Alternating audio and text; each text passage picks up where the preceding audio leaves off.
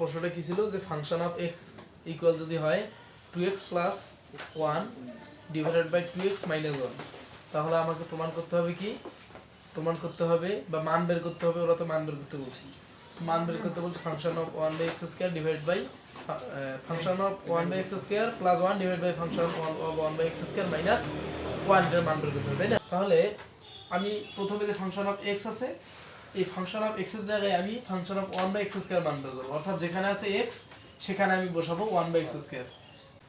কি দেওয়া আছে যে ফাংশন অফ এক্স ইকুয়াল দেওয়া আছে 2x plus 1 divided by 2x minus 1, ঠিক আছে?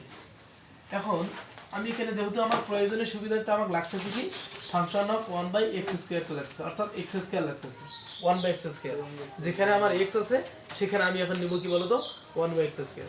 তাহলে আমি এখানে বসাইলাম অতএব function of 1 by x square, যেখানে এক্স আছে সেখানে আমি এখন 1 বাই এক্স স্কয়ার বসাই, তাহলে 2 ঠিক থাকবে, এক্স এর মান হচ্ছে 1 বাই এক্স স্কয়ার। আচ্ছা, এখানে ইনটু মানে গুণ চিহ্ন দিলাম আমি, প্লাস 1 ডিভাইড বাই 2 ইনটু এখানে ফাংশন 1 এক্স এর মান কি আছে ডিপ নিচেও 1 বাই এক্স স্কয়ার আমি বসাইলাম, তারপর থাকলো মাইনাস 1। এখন আমি এটা ক্যালকুলেশন করব। আসলে আমরা জানি পূর্ণ সংখ্যা ভগ্নাংশের সংখ্যা লবের সাথে গুণ হয়, তাহলে উপরে 1 আর 2 গুণ করলে হবে 2 divide by x square plus 1, নিচে একইভাবে 2 divide by x square minus 1, কারণ এটা উপরের সাথে গুণ হবে, ঠিক আছে? এখন আমি দেখতে পাচ্ছি যে এটা হচ্ছে পূর্ণ ভগ্নাংশের সংখ্যা, এটা লব, এটা হর, এটা তো লব আছে কিন্তু হর নাই।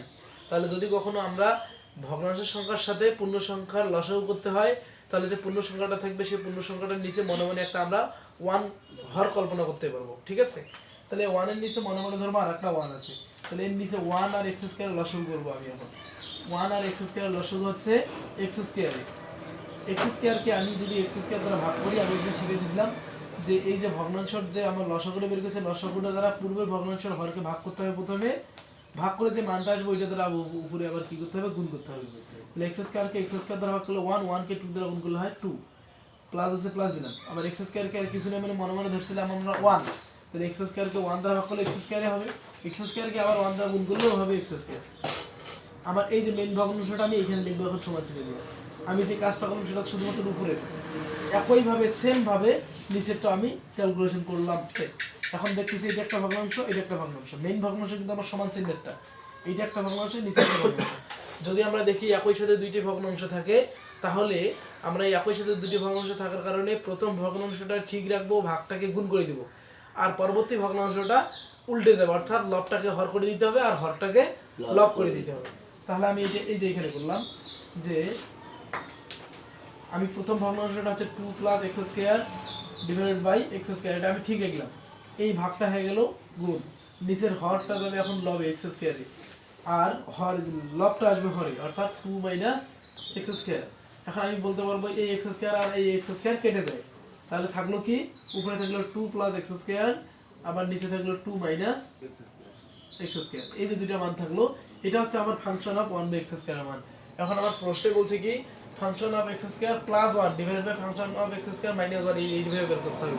তাহলে আমি একটা কাজ করতে পারি কি, লিখতে পারবো এখন যে এখানে আমি কি বের করলাম বলতো, যে function of 1 by x square equal আমরা বের করলাম হচ্ছে 2 plus x square divided by 2 minus x square. এখন আমি এইটাকে এই যে পূর্বে যে রাশিটা আছে এটাকে আমি পুরোটাকে একটা পূর্ণ সংখ্যা ধরতে পারি, সেই হিসেবে নিচে কোনো সংখ্যা নেই হর আমি কি ধরতে পারি 1 ধরতে পারি, কল্পনা করতে পারি। তাহলে আমি এটাকে কি করব, যোজন বিয়োজন করব। তাহলে যোজন বিয়োজনের নিয়ম কি ফিরে আবার, যোজন বিয়োজন মানে হচ্ছে লব প্লাস হর লব মাইনাস হর, অর্থাৎ লবকে হর দ্বারা আগে যোগ করতে হবে, তারপর আবার নিচে লবকে হর দ্বারা বিয়োগ করতে হবে। এটা হচ্ছে যোজন বিয়োজনের নিয়ম, যোজন মানে যোগ, বিয়োজন মানে বিয়োগ। তাহলে আমি এখন এখানে যোজন বিয়োজন উভয় পক্ষে করব, এইদিকেও করব এইদিকেও করব। তাহলে এদিকে লব কোনটা, পুরোটাই function of 1 by x square, এটা হচ্ছে লব, প্লাস হর কিছু নেই 1, তাহলে এই লব প্লাস হর হইছে ওই মতে, ডিভাইড বাই কি হবে লব মাইনাস হর, তো লব আবার ওইটাই function of 1 by x square minus হর মানে তো 1, ঠিক আছে? আবার ডান সাইডে আমরা প্রথমে লিখবো যে দুই পক্ষে লব লিখব, যেহেতু এখানে লব আছে না, তাহলে এই যে লবটা লিখলাম 2 প্লাস এক্স স্কয়ার, আবার 2 প্লাস এক্স স্কয়ার, দুইবার দুই দিকে লব লিখলাম। এখন লিখবো একবার প্লাস হর আর নিচে লিখবো একবার মাইনাস হর, প্লাস হর কোনটা 2 মাইনাস এক্স স্কয়ার। আচ্ছা, আর এখানে মাইনাস হর হলো 2 মাইনাস এক্স স্কয়ার। কি করলাম আমি, যোজন বিয়োজন করলাম, আমি শর্টকাটে যোজন বিয়োজন লিখে দিলাম, তোমরা বুঝে নিও, হ্যাঁ এটা সাইড নোট দিতে হবে আমাদের। আচ্ছা, এখন আমি ব্র্যাকেটগুলো তুলে দিব, থাকবে কি 2 plus x square plus 2 minus x square divide by 2 plus x square মাইনাসে প্লাসে মাইনাস 2 মাইনাসে মাইনাসে হচ্ছে প্লাস এক্স স্কোয়ার। আমি এখন কাজ করতে পারবো মাইনাস এক্স স্কোয়ার আর প্লাস এক্স স্কোয়ার কেটে দিতে পারি, আর এখানে মাইনাস 2 আর প্লাস 2 কেটে দিতে পারি। থাকবে কি উপরে 2 আর 2 যোগ করলে উপরে হবে 4 আর নিচে হবে এক্স স্কোয়ার আর এক্স স্কোয়ার যোগ করলে হবে 2 এক্স স্কোয়ার।